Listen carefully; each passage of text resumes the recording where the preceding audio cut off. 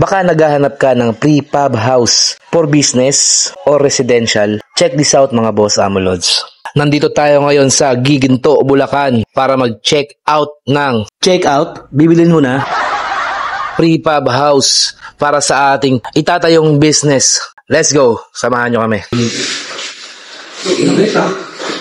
Kasama nga pala natin dyan ang Team Kurakog at ang nag-assist sa atin na si Boss Chan David C. Maraming salamat sa assistance, bossing. At ito nga pala ang contact number niya. Sample unit nga pala itong nakikita nyo ngayon mga boss Amolods. Meron siyang attached toilet and sink. Kompleto. Teka lang muna mga boss Amolods. Baka napapaisip na kayo kung magkano ang presyo ng pre-pub house na yan. Yung height dito, boss, anong sukat? 2.8 sir. 2.8. Tapos ito 3 meters. Tapos ito ka na naman 6 meters. Okay.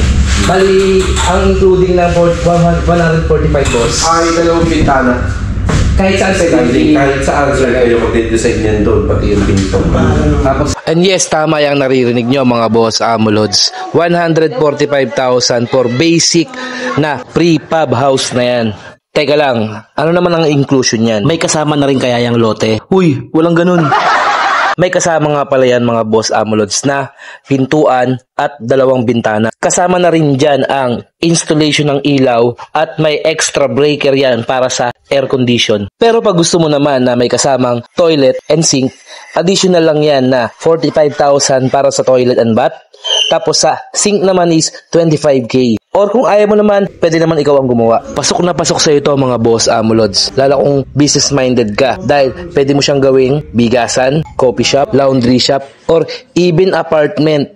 Pwede kang magtayo ng apartment nang hindi gumagastos ng milyon. so, less hassle siya, no? Kasi ilang oras lang to, boss, yung isang unit. Ang isang unit sa araw lang yan sir.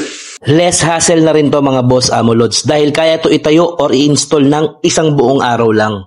Pakita ko nga pala sa inyo yung napili nating setup. Sobrang ganda nito, elegant tingnan. Kapag nasa labas ka, kitang-kita mo yung mga stocks mo sa loob. Plano nga pala natin magtayo ng murang bilihan ng power tools. Oh. Kanina pinasok natin yun. Sobrang lamig sa loob. Sukin natin to. Hindi kang pwedeng maisip na gawin sa pre-pub house na to. Kagaya na lang na nakita ko sa internet, gumawa sila ng instant coffee shop na may fine dining sa taas. Napakaganda. Tingnan nyo. Kapag magulo ng mundo, ikaw ang payapang hinahanap-hanap ko. In just one day, may tatayo itong pre-pub container. Kaya kung ikaw may plano ka rin bumili ng pre-pub house, rekta, message mo lang si bossing. At dito mo naman siya pwedeng tawagan. Wala pang assemble. Marami silang stocks actually. May bagong dating sila yung container sa labas mga boss idol. So office and all. Let's go.